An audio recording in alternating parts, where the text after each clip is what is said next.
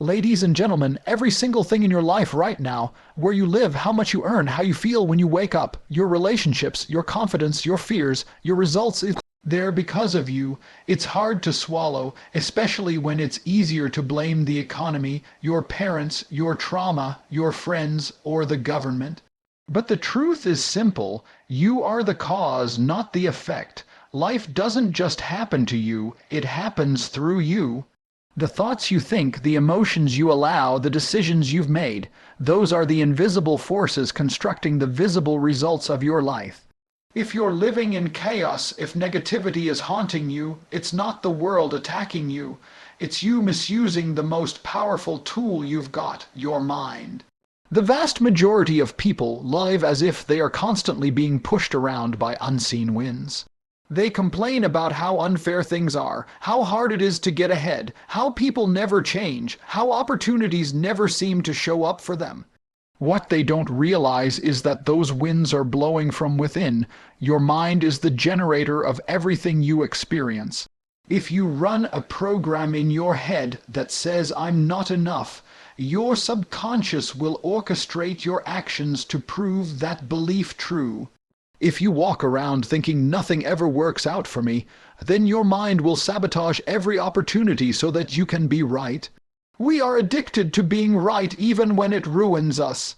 But when you realize that your beliefs are not facts, when you understand that your emotions don't hold objective truth, that's when you can start taking the wheel and driving your life with intention.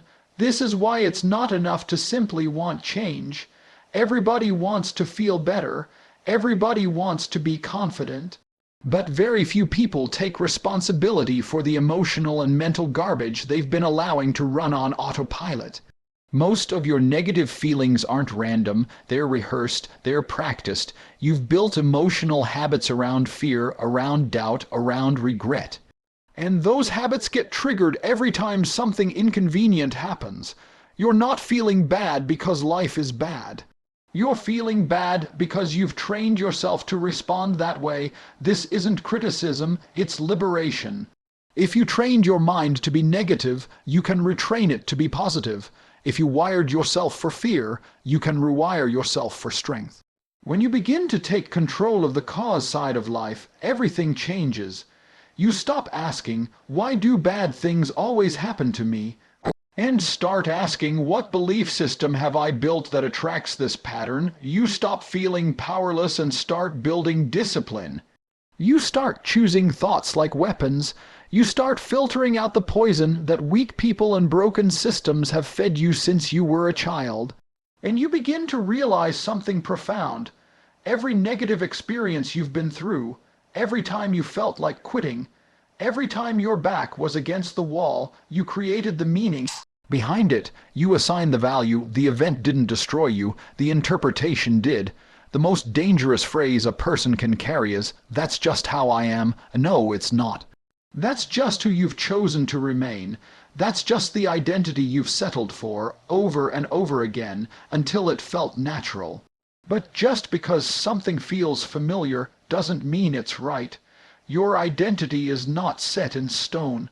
It is not built on truth, it is built on repetition. The more you say, I'm anxious, I'm depressed, I'm lazy, I'm broken, I always mess things up, the deeper that program digs itself into your subconscious, and your mind will go to work day and night proving you right, even when it ruins your life.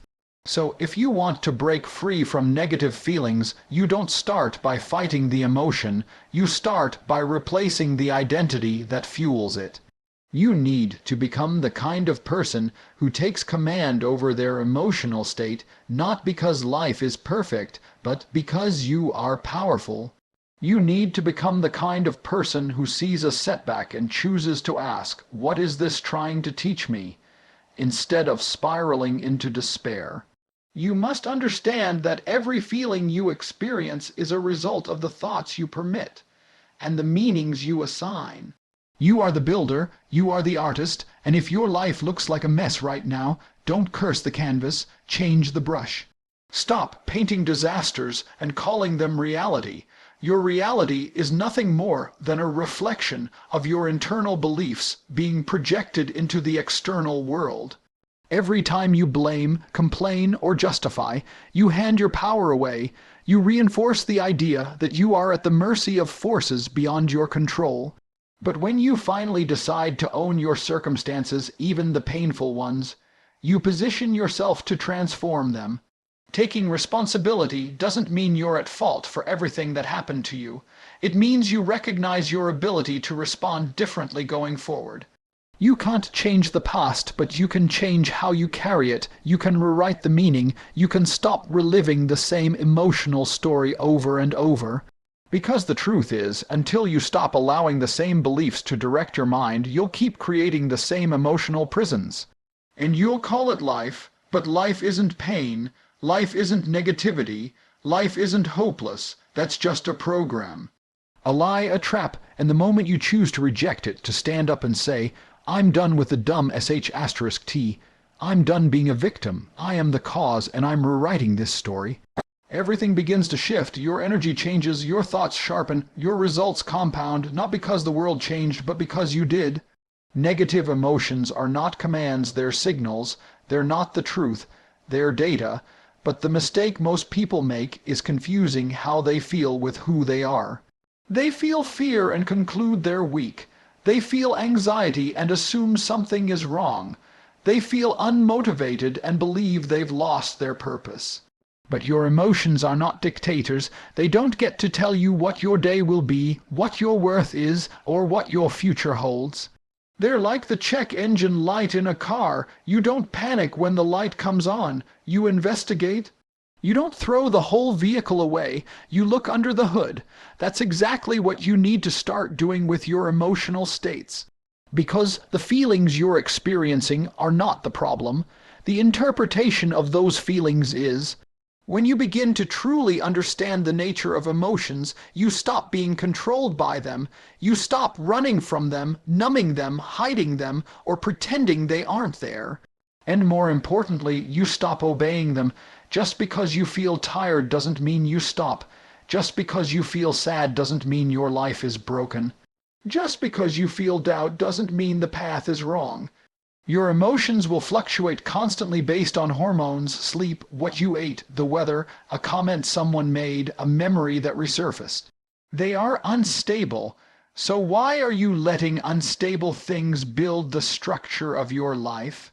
Why are you letting feelings that change with every mood swing determine the level of effort you give, the way you talk to yourself, or the vision you hold?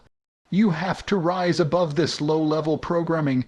You have to start seeing emotions as messages, not mandates. When you feel afraid, ask yourself, what am I afraid to lose? When you feel angry, ask, what boundary has been crossed? When you feel discouraged, ask, what outcome was I attached to that didn't go as planned? You turn the emotion into a mirror. You don't use it as a jail cell, and most importantly, you don't let a temporary emotion plant permanent thoughts. That's the most dangerous thing you can do, feeling lonely and thinking no one cares about me, feeling anxious and thinking I can't do this, feeling disappointed and thinking I'll never get it right. Those thoughts are not truths, they're reactions. But the more you entertain them, the more they feel real, and the more real they feel, the more power you give them. Until one day they're not just thoughts anymore, they're identities. The power lies in the pause, the space between stimulus and response. That's where freedom lives. That's where clarity breathes. Most people feel something and immediately react. They get a text that rubs them wrong, and they lash out. They wake up feeling off and cancel their goals for the day. They get triggered and sabotage relationships. They let momentary discomfort run their long-term life. And then they wonder why nothing changes. But if you can pause, if you can say, this emotion is present, but it's not in charge, then everything shifts. You become the observer, not the puppet. You step into the driver's seat, and even when your mind tries to drag you back into emotional chaos, you choose awareness over reaction. This is not about suppressing your feelings. It's about transforming your relationship with them. It's about refusing to be ruled by chemical imbalances, by the emotional echo of the past, or by the insecurities you haven't yet outgrown. Emotions serve a purpose, but they are not your master. You can be sad and still take action. You can be uncertain and still move forward. You can be frustrated and still keep your standards high. High performers are not emotionless, they're emotionally intelligent.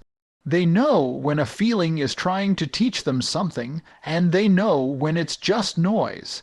They don't worship every thought that shows up. They don't submit to every mental storm that passes through. They feel everything, and then they choose what to do with it. Every time you feel something negative, you're being given a choice: repeat the pattern or rewrite it. Most people repeat. They go down the familiar neural pathway, the path of least resistance. They indulge the feeling. They talk about it, they scroll through it, they sit in it, but they never challenge it. They never question where it came from, what thought created it, what belief is holding it in place. And because they never challenge it, it becomes normal, it becomes default, and then they live an entire life reacting to feelings that were never supposed to control them in the first place. You don't eliminate negative emotions by ignoring them. You eliminate their power by removing the fuel that keeps them alive, your belief in their authority. You can feel low and still show up. You can feel unworthy and still take the shot. You can feel overwhelmed and still do the work. The difference between people who live in misery and those who rise above it is not what they feel, it's what they do with what they feel. It's how they process it. It's how quickly they recognize the pattern and interrupt it. And most of all, it's the decision to treat emotions as information, not instruction. You are not weak for feeling deeply. You're human. But what makes you strong is the ability to stand in the fire of emotion and not be burned by it. To walk through the storm and not let it steal your direction. To be angry, afraid, sad, uncertain, and still hold your values, your actions, your goals. That's what power looks like. Not pretending everything is okay, but knowing that even when it isn't, you are. You are bigger than what you feel. You are the sky, not the weather. The emotions are just passing through. And they don't decide who you become. You do.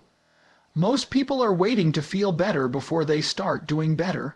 They wait for motivation before they take action. They wait to feel confident before they speak up. They wait to feel fearless before they take the risk. And in that waiting, they lose momentum, they lose time, and eventually they lose themselves. Because feelings don't lead behavior, behavior leads feelings.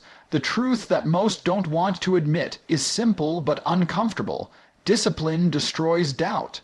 Not motivation, not good vibes, not emotional highs. Discipline, consistent, repeated, intentional action taken regardless of how you feel. That's the path out of the mental fog. That's how you build a life of clarity, power, and real momentum. Discipline is misunderstood. People think it's about rules, structure, or punishment. But discipline isn't about restriction. It's about freedom. The person who's disciplined doesn't need to wait for a good day to get work done. They don't rely on how they feel to determine whether they'll execute. They move with purpose whether the mood shows up or not, and in doing so, they build trust with themselves. That's where confidence is born, not in empty affirmations, but in action. Every time you keep a promise to yourself, every time you get up when you don't feel like it, every time you shut out distractions and do the hard thing, you send a message to your subconscious. I am not ruled by emotion. I am ruled by mission. And this is exactly how you crush the cycle of negative feelings. You don't negotiate with them. You don't give them center stage. You don't let them hijack your day. You build systems that override them. You don't feel like working out. You go anyway. You don't feel like writing that plan. You sit down and write the first sentence. You don't feel like waking up early. You get out of bed the moment your alarm goes off. Because what you're really training is not just your body, or your schedule, or your work ethic. You're training your identity. You're rewiring the internal narrative that says, I give up easily, I can't handle pressure, I always quit halfway. Discipline is how you bury those old stories. It's how you create new patterns that eventually become who you are. The difference between someone who spirals and someone who climbs is not the absence of struggle, it's the presence of structure. Discipline gives you structure when your mind is chaos. It gives you direction when everything inside you feels lost. When your feelings scream for comfort, discipline pushes you to choose growth. It interrupts the downward spiral and inserts intention into the moment. Even something as simple as making your bed, hydrating, showing up to your commitments, speaking with integrity, finishing what you start. These are not just habits. They're weapons, weapons against laziness, weapons against mediocrity, weapons against the mental fog that tries to convince you you're not enough. And when you apply discipline long enough, something magical happens. Your feelings start to catch up. You start to feel proud, not because life got easier, but because you got stronger. You begin to feel more focused, not because you meditated once, but because you've conditioned your mind to return to the mission again and again.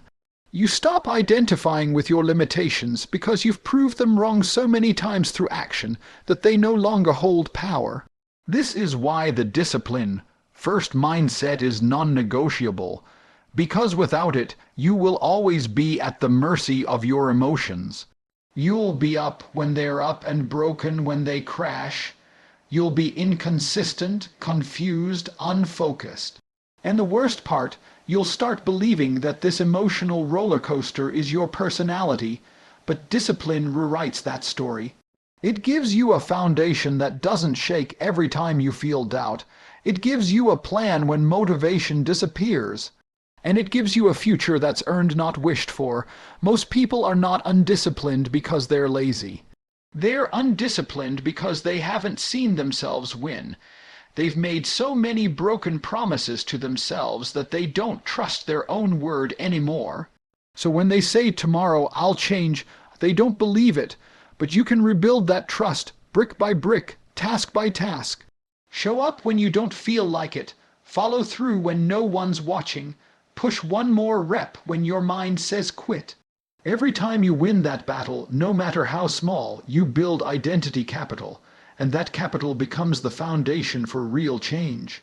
And let's be honest, there's always going to be resistance.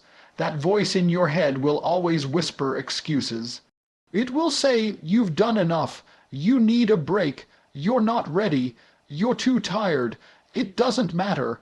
And every time you obey that voice, you reinforce weakness.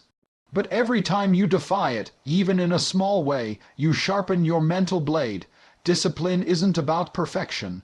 It's about consistency in the face of emotional chaos. It's the act of saying, I don't care what I feel. I care what I value.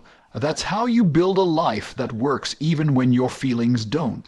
You can't afford to let emotions dictate effort. You can't wait until you feel clear to start acting with clarity. Clarity comes from movement, focus comes from momentum, confidence comes from execution, not once, every day. Not just when it's easy, especially when it's hard. That's the price of power. That's the standard of transformation.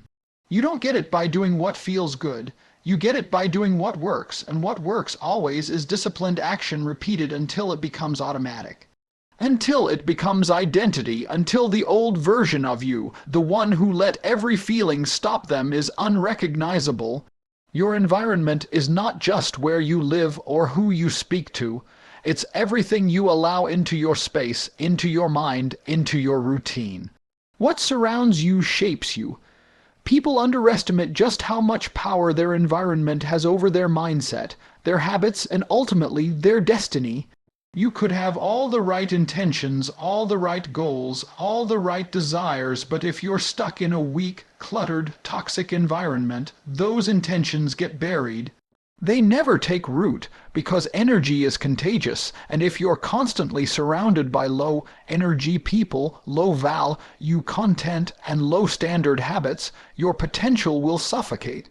People keep asking, why can't I stay consistent? Or why do I keep falling into the same negative patterns? But they don't stop to audit their surroundings. Look around, who are you talking to every day? Are they people who challenge you or people who coddle your excuses? Are they people who speak power into your life or people who constantly drain it with their victim mentality, their gossip, their laziness? Because the people you spend the most time with influence how you think, even if you don't realize it. You start adopting their language, you start matching their standards, you start becoming what they tolerate. It's not about being judgmental, it's about being intentional. You are not required to keep people in your life just because they've been around.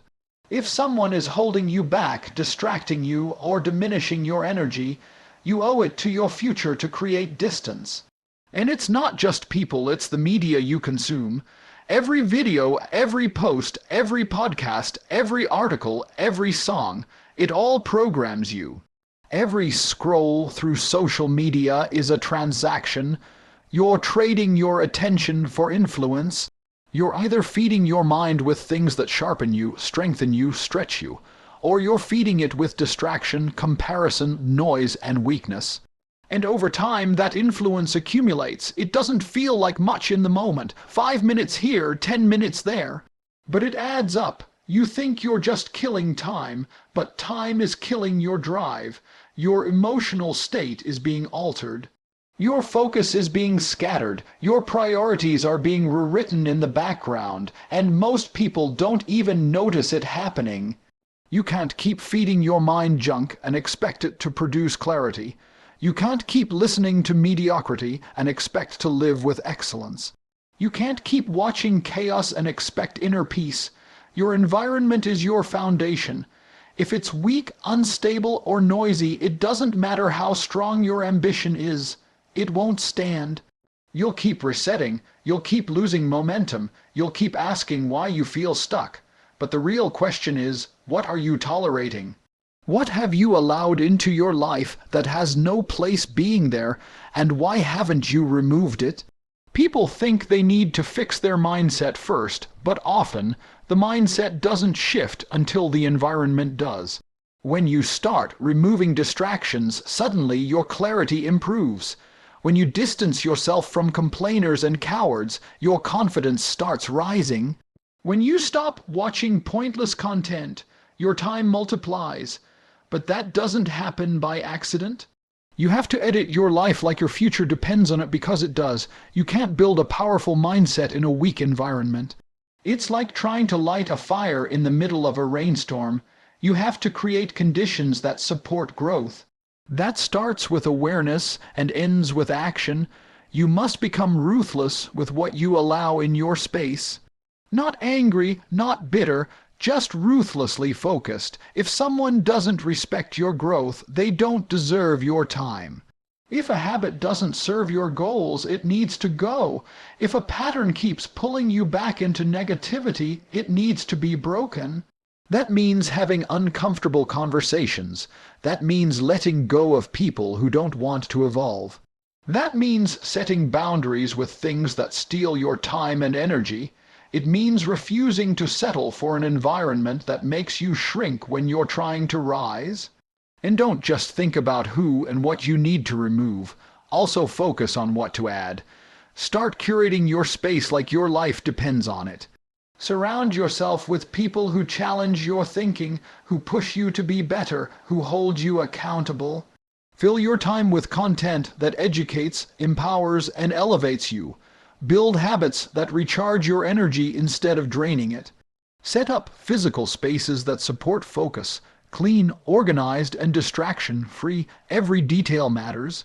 Your desk, your phone, your calendar, your conversations, your evening routine, all of it. Because every element of your environment is either making your mission easier or harder. There's no such thing as neutral influence. Everything is either pushing you forward or pulling you backward. That's why you need to stay conscious. Don't let your environment happen by default. Design it, audit it weekly. Ask yourself, what needs to go? What needs to stay? What needs to be added? This isn't about being perfect, it's about being deliberate. Because once you take control of your environment, once you start living on purpose instead of by accident, your entire emotional landscape shifts. You feel less overwhelmed, less anxious, more empowered, more disciplined, not because you changed overnight, but because you finally stopped letting noise run your life. The stronger your environment, the stronger your mindset, the clearer your space, the clearer your focus. The more intentional your inputs, the more powerful your outputs. It's all connected. You can't change your life until you change what surrounds it. Weak environments build weak people. Strong environments build unstoppable people. The choice is yours. Every single day you wake up, you're either designing your environment or you're being designed by it. There is no in-between. There's a line in the sand that most people never cross. A line that separates those who try from those who transform. And that line is called decision, not wish, not hope, not maybe, decision. The moment you stop entertaining the noise, the distractions, the emotional roller coasters, the laziness, the past failures, and say with full conviction, "This is who I am now, this is what I do now, this is where I'm going, and nothing will pull me off that path." That moment, that internal declaration, is when your entire life begins to shift.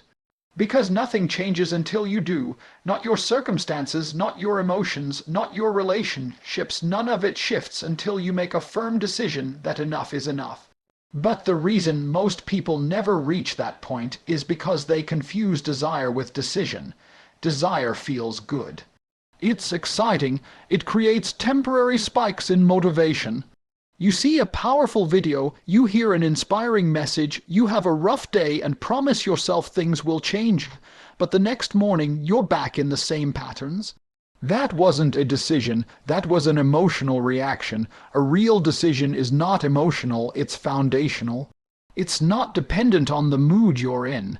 It doesn't fade when you get tired, distracted, or discouraged. A real decision is a commitment backed by action. You can always tell who's made a decision by their behavior. Not by what they say, but by what they do consistently when no one's watching. Your destiny is not determined by what you feel, it's determined by what you decide. Every single day is full of choices that either move you closer to the life you want or deeper into the life you're trying to escape. But most people float. They react to life instead of responding to it. They let circumstances make their choices for them. They let their past pain decide what they believe is possible. They wait for someone else to push them, validate them, or save them.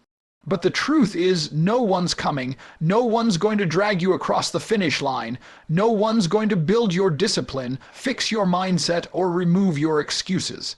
That's your job, and it starts with the kind of decision that is final, not flexible. When you decide who you are, everything else aligns around that identity. You stop negotiating with weakness. You stop flirting with distractions. You stop engaging with behaviors that don't match your future. It doesn't matter how hard it is or how long it takes. When you're truly decided, quitting isn't an option. That's why most people never get far. They're trying to see how it goes. They're trying their best. They're seeing if it works. That's not commitment. That's hesitation wrapped in good intentions, and hesitation kills more dreams than failure ever could. Because hesitation leaves the door open, it creates backdoors, escape routes, and when things get tough, as they always do, you'll take them. But a real decision shuts all that down. It removes the option to go back. It replaces if it works with until it works.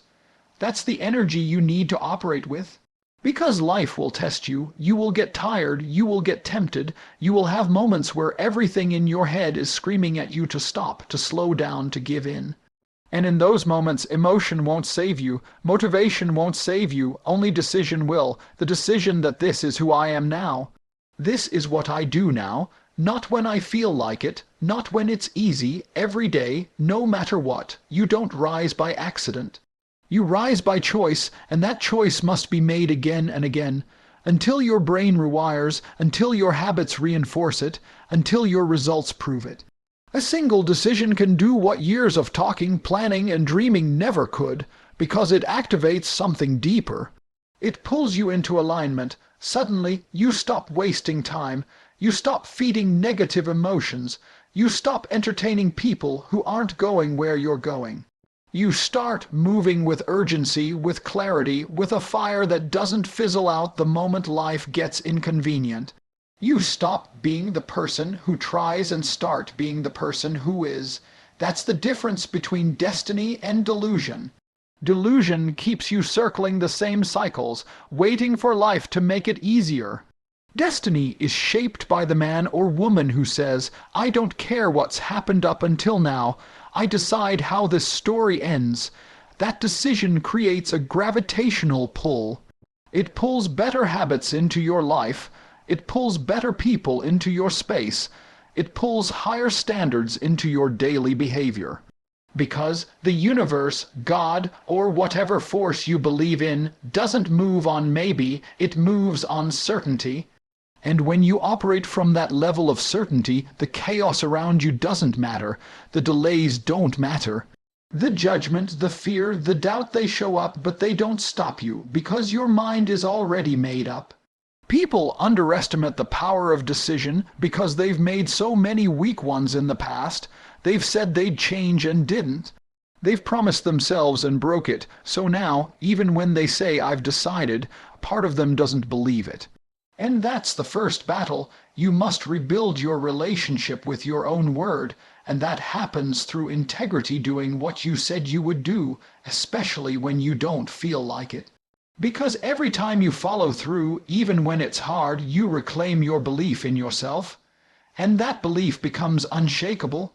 Not because life is perfect, but because you've decided who you are regardless of what life throws at you. There's no room for half decisions anymore, not if you want real change, not if you're tired of going in circles. Not if you're serious about building something that lasts, the version of you that's buried under fear, excuses, distraction, and weakness doesn't need more time. It needs a decision. A decision that today, right now, everything changes, not externally, internally, because once you shift who you are inside, the outside world will follow. It always does, but it doesn't start with the world. It starts with a decision so powerful, so clear, so final, that no amount of resistance can shake it. No setback can reverse it. No feeling can cancel it. It becomes the root of everything you build from that day forward.